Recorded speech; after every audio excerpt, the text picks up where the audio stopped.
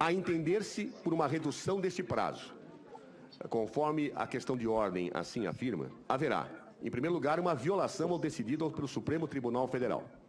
Em segundo lugar, uma violação ao direito de defesa de Sua Excelência a Presidente da República, que tem direito ao respeito aos prazos previstos em lei e decididos pelo Supremo Tribunal Federal. Terceiro, haverá uma profunda irrazoabilidade decisória quando se dá um prazo exíguo para alegações finais e se defere um prazo de 20 dias para que nós fizéssemos a defesa. Ou seja, a mais importante das manifestações é a alegação final, porque a alegação final se faz depois das provas coletadas. Há que se ter muito mais prazo para a alegação final, em tese, racionalmente, do que se tem agora para essa situação. Portanto, esse encurtamento de prazo viola o direito de defesa de Sua Excelência a Presidente da República, viola a decisão do Supremo Tribunal Federal e viola o princípio da razoabilidade. Por esta razão é que nós entendemos que se siga, de acordo com a decisão do Supremo Tribunal Federal, aquilo que efetivamente constou do rito do impeachment do presidente Fernando Collor de Mello, sem que se encurte nenhum prazo para que a presidenta possa fazer a sua defesa. Para contraditar, senhor presidente. Senhor presidente, eu quero falar também sobre o tema. Senadora, tem que delimitar quantos vão falar a favor e quantos vão falar contra. Porque senadora Simone Tebet, para contraditar, 3 minutos. Senhor presidente, eu quero deixar muito claro a razão da minha questão de ordem. Acho que nós temos dois prazos aqui, duas espécies de prazos. Os prazos que são legais, que precisam ser rigorosamente cumpridos, estão expressos no CPP e na Lei 1079 de 1950. Sobre esses prazos, nós não temos muito o que definir, até a não ser que houvesse uma unanimidade dessa plenária.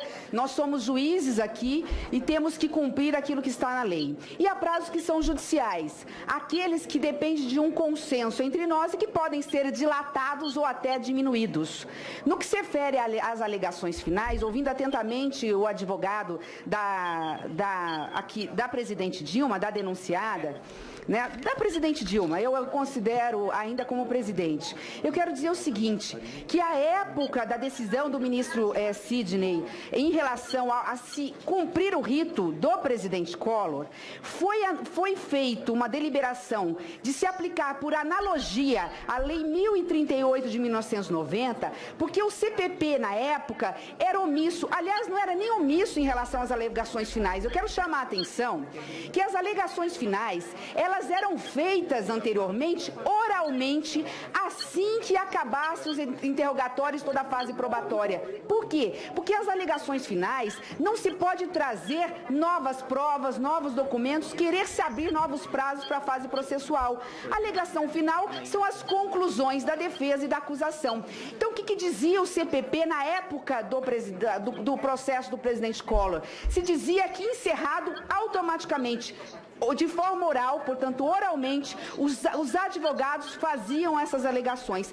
Para se dar um rito mais justo para com o acusado à época, utilizou-se por analogia a Lei 8.038, que dava o prazo de 15 dias para as alegações finais. Ocorre que depois do processo do impeachment do presidente Collor, o CPP foi alterado em 2008 e disse o seguinte: não havendo diligências, ou no caso, havendo diligências ou devido à complexidade do caso, e que é o caso em questão, vai se dar as alegações, prazo de 5 dias corridos para a defesa e para o acusado poder apresentar as alegações finais. Nesse aspecto, a lei posterior supera qualquer decisão anterior de jurisprudência ou de decisão de tribunal. Não cabe aqui querer tratar ou querer pegar uma lei por analogia, porque nós já temos uma lei que estabelece rigorosamente um prazo. Não discuto se na fase probatória possamos ou poderemos estender o prazo para que a defesa colhe mais dados, mas reafirmo aqui que não abro mão de que o prazo das alegações finais sejam cumpridos rigorosamente de acordo com o CPP, que no seu artigo 404, parágrafo único, estabelece que são de 5 dias corridos para a defesa e 5 dias corridos para a acusação. Pelo prazo, viola o direito de defesa de Sua Excelência Presidente da República, viola a decisão do Supremo Tribunal Federal e viola o princípio da razoabilidade. Por esta razão é que nós entendemos que se siga, de acordo com a decisão do Supremo Tribunal Federal, aquilo que efetivamente constou do rito do impeachment do presidente Fernando Collor de Mello, sem que se encurte nenhum prazo para que a presidenta possa fazer a sua defesa. Para contraditar, senhor presidente. Senhor presidente, eu quero falar também sobre o tema. Senador, Tem que delimitar quantos vão falar a favor e quantos vão falar contra. Porque senadora Simone Tebet, para contraditar, 3 minutos. Senhor presidente, eu quero deixar muito claro a razão da minha questão de ordem. Acho que nós temos dois prazos aqui, duas espécies de prazos. Os prazos que são legais, que precisam ser rigorosamente... A entender-se por uma redução deste prazo, conforme a questão de ordem assim afirma, haverá, em primeiro lugar, uma violação ao decidido pelo Supremo Tribunal Federal. Em segundo lugar, uma violação ao direito de defesa de Sua Excelência a Presidente da República, que tem direito ao respeito aos prazos previstos em lei e decididos pelo Supremo Tribunal Federal. Terceiro, haverá uma profunda irrazoabilidade decisória quando se dá um prazo exíguo para alegações finais e se defere um prazo de 20 dias para que nós fizéssemos a defesa. Ou seja, a mais importante das manifestações é a alegação final, porque a alegação final se faz depois das provas coletadas.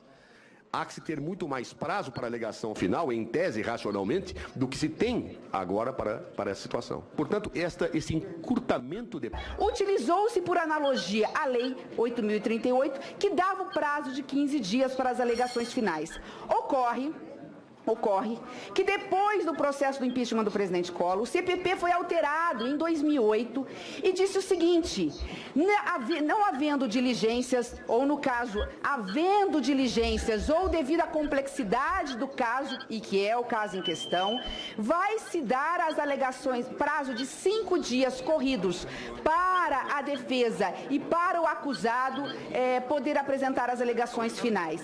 Nesse aspecto, a lei posterior supera qualquer decisão anterior de jurisprudência ou de decisão de tribunal. Não cabe aqui querer tratar ou querer pegar uma lei por analogia, porque nós já temos uma lei que estabelece, a Lei 1038 de 1990, porque o CPP, na época, era omisso. Aliás, não era nem omisso em relação às alegações finais. Eu quero chamar a atenção que as alegações finais, elas eram feitas anteriormente, oralmente, assim que acabasse os interrogatórios, toda a fase probatória. Por quê? Porque as alegações finais não se pode trazer novas provas, novos documentos, querer se abrir novos prazos para a fase processual. A alegação final são as conclusões da defesa e da acusação. Então, o que dizia o CPP na época do processo do presidente Collor? Se dizia que encerrado automaticamente, ou de forma oral, portanto, oralmente, os advogados faziam essas alegações. Para se dar um rito mais justo para com o acusado, à época, os cumpridos estão expressos no CPP e na Lei 1079 de 1950. Sobre esses prazos, nós não temos muito o que definir, até a não ser que houvesse uma unanimidade dessa plenária. Nós somos juízes aqui e temos que cumprir aquilo que está na lei. E há prazos que são judiciais, aqueles que dependem de um consenso entre nós e que podem ser dilatados ou até diminuídos. No que se refere às alegações finais, ouvindo atentamente o advogado da presidente Dilma, da denunciada, da presidente Dilma, eu considero ainda como presidente. Eu quero dizer o seguinte, que a época da decisão do ministro Sidney em relação a se cumprir o rito do presidente Collor, foi feita uma deliberação de se aplicar por analogia a